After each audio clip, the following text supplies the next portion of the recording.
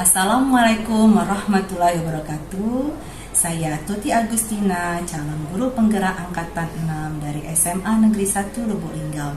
Kali ini saya akan mewawancarai salah satu wakil kepala sekolah di SMA tempat saya bekerja dalam rangka pemenuhan tugas 3.1a, pengambilan keputusan berbasis nilai-nilai kebajikan sebagai seorang pemimpin. Assalamualaikum, Bu. Oh iya, waalaikumsalam. Masa Bu Tuti? Oh ya, makasih Bu.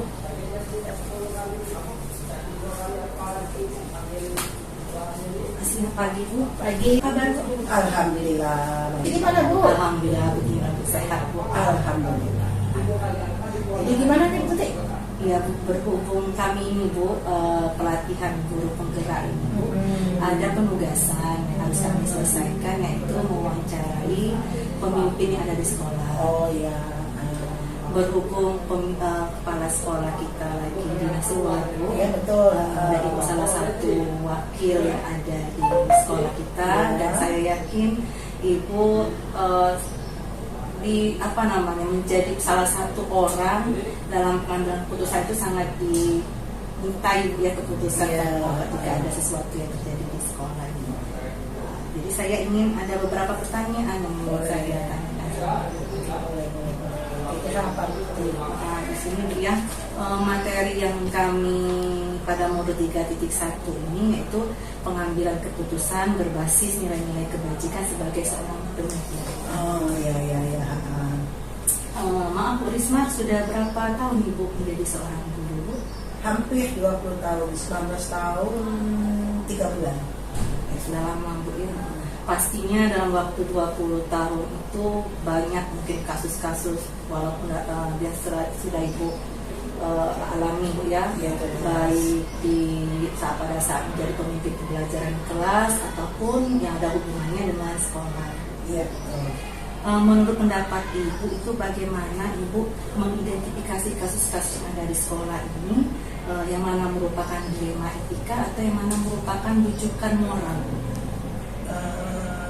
Pernah memang kami mengalami yang seperti itu. Ada rekan kerja yang mungkin karena kesibukan beliau sebagai instruktur, jadi kadangkala kegiatan pembelajaran di sekolah agak terbengkalai. Nah, mungkin kasus seperti itu ya maksud Bu Tuti ya? Iya, itu merupakan dilema etika. Iya.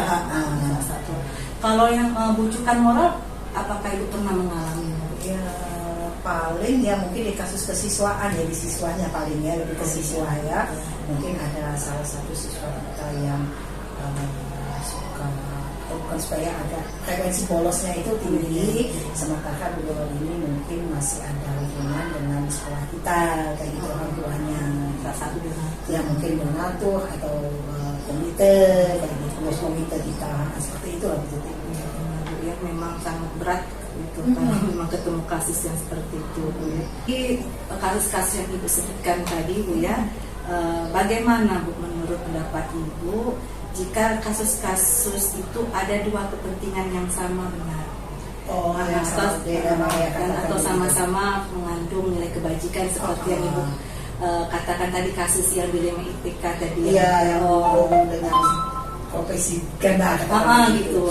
Jadi memang kan kebetulan SMA kita ini kan SMA yang cukup favorit ya. Jadi dulunya kata-kata itu memiliki kompetensi yang bagus.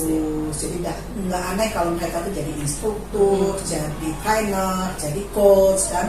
Nah kadang-kadang ketika mereka menjalankan tugasnya sebagai coach instruktur itu, kegiatan di sekolahnya itu kan agak terabaikan. Nah kami selaku pimpinan di sekolah ini menganalisis, menggali informasi terlebih dulu, kira-kira penyebabnya yang begitu sulit memanage jadwalnya itu apa gitu.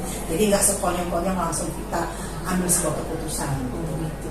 Kalau boleh tahu langkah-langkah atau prosedur apa yang Ibu lakukan untuk memecahkan atau untuk mengambil keputusan pada masalah ini, kasus ini? Ya biasanya sih kita diawali dengan menggali informasi ya. Jadi analisis menggali informasi, mengumpulkan dan menganalisis informasi tersebut, baru kita mengambil sebuah kebijakan yang berbentuk keputusan seperti itu. Benar ya, tidak langsung serta merta kita ambil keputusan.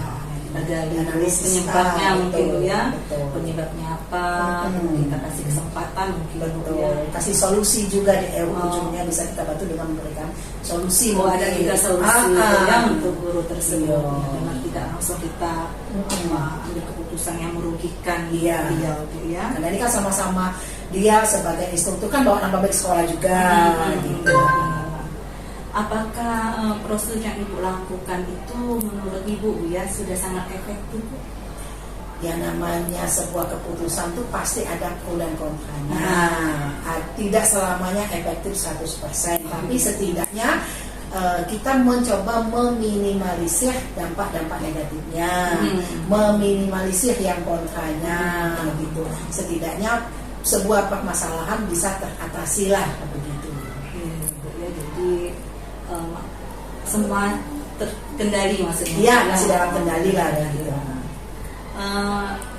Apakah selama ini Bu dalam pengambilan keputusan ini Ibu mengalami tantangan Bu dalam pengambilan keputusan di Rematika? Ya, pastilah ya, tantangannya itu mungkin ya ada dari dalam maupun dari luar kan ya. Kalau dari dalam misalkan ada beberapa oknum guru yang mungkin jelas kok Bapak itu dikasih kesempatan kemana-mana meninggalkan tugas, sedangkan mereka tidak, begitu kan, itu hal wajar. Cuma kita mencoba memberikan pengertian kalau Bapak ini sedang menjalankan tugas tambahannya sebagai pengembangan potensi diri dia gitu.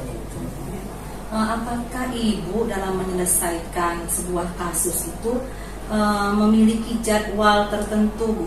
Atau memang langsung Ibu selesaikan pada saat kasus itu terjadi Bu?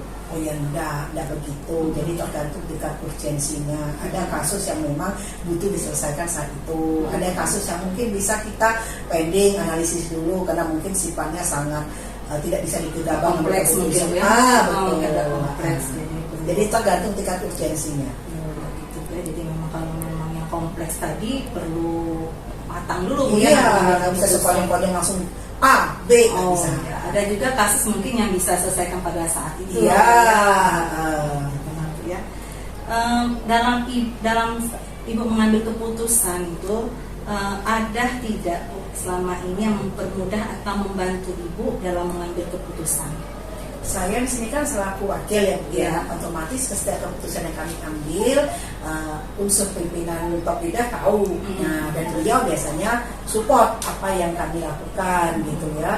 Kemudian rekan lain juga, wakil yang lain gitu. Alhamdulillah mendapat dukungan. Yang kerjasama.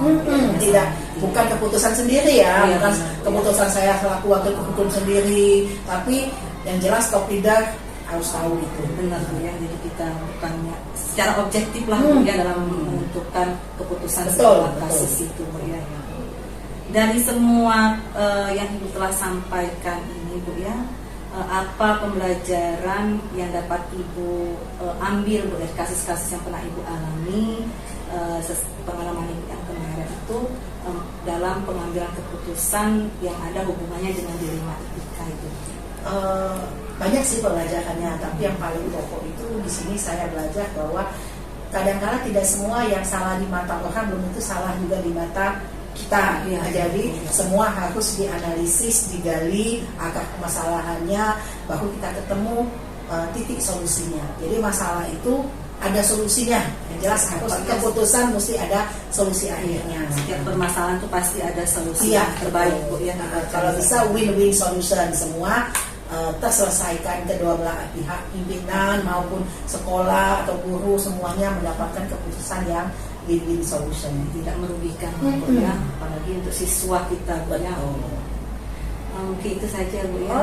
Terima kasih banyak sekali lagi Bu Risma atas kesempatannya. Bu Risma nama cantik saja. Alhamdulillah. Bertemu ya.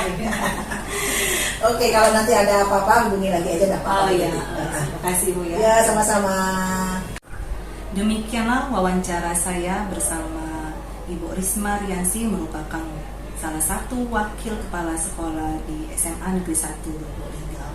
Terima kasih. Wassalamualaikum warahmatullahi wabarakatuh.